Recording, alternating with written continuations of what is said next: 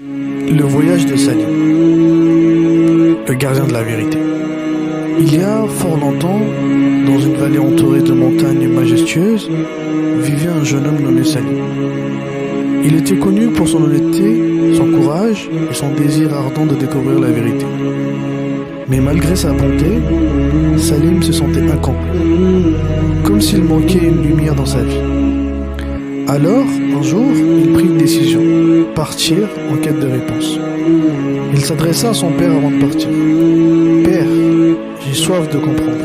Pourquoi suis-je ici? Que signifie véritablement vivre? Et où vais-je après ?»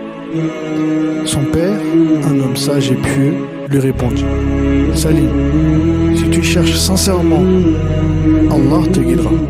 Mais rappelle-toi, les réponses ne se trouvent pas toujours où on les attend.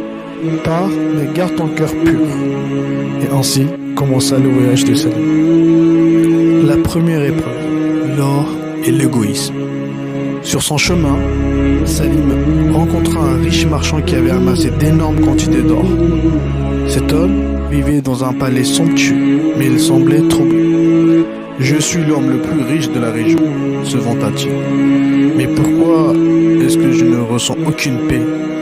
Peut-être que toi, un simple voyageur, peux répondre. » Salim réfléchit et lui dit: « La richesse n'est qu'un dépôt d'Allah. Si elle n'est pas partagée, elle devient une chaîne qui te lie.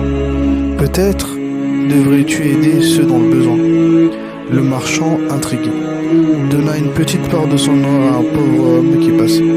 À cet instant, un sourire illumina son visage. Il dit: « Peut-être as-tu raison, mais toi, jeune homme, où trouves-tu cette sagesse ?» Salim sourit et continua son chemin, pensant à la première leçon. La richesse véritable réside dans le partage et non dans l'accumulation. La deuxième épreuve, l'orgueil et la foi. Plus tard, il rencontra un érudit.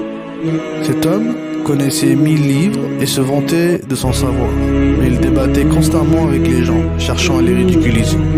L'érudit dit à Salim: « Voyageur, que peux-tu savoir que je ne sais pas déjà ?» Salim répondit avec humilité: « La sagesse n'appartient qu'à Allah. Même le prophète Mohammed sallallahu alayhi wa sallam priait pour être guidé. Peut-être devrions-nous être plus humbles devant la grandeur d'Allah ?» L'érudit se figea. Il n'avait jamais pensé à la foi comme quelque chose de plus grand que le savoir. À ce moment, Salim comprit une autre leçon. L'humilité ouvre la porte de la sagesse. Le moment de vérité. Un soir, Salim arriva dans une petite mosquée. Là, il trouva un vieil imam qui récitait doucement un verset du Coran. Certes, c'est dans le rappel d'Allah que le cœur trouve la quiétude. Ces mots touchèrent le cœur de Salim comme jamais auparavant.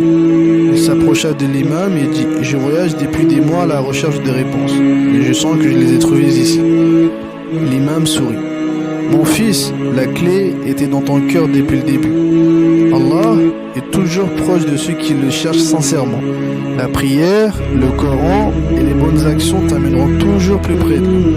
Tu n'as pas besoin de chercher ailleurs. » Salim passa cette nuit-là à prier, et pour la première fois de sa vie, il ressentit une paix profonde. Le retour de Salim. Quand Salim retourna chez lui, il était transformé. Son père lui demanda: « As-tu trouvé tes réponses ?» Et Salim répondit: « Oui, père, j'ai appris que la richesse ne signifie rien sans générosité, que le savoir est inutile sans humilité, et que la paix réside dans le rappel d'Allah. » Leçon pour les auditeurs. Cette histoire nous rappelle que chacun de nous est comme Salim, en quête de sens et de paix. L'islam nous enseigne que tout commence avec un cœur sincère, des actes de bienveillance et une connexion avec Allah. Alors à toi qui écoutes cette histoire, pose-toi cette question. Qu'est-ce que tu cherches et comment l'islam peut illuminer ton chemin?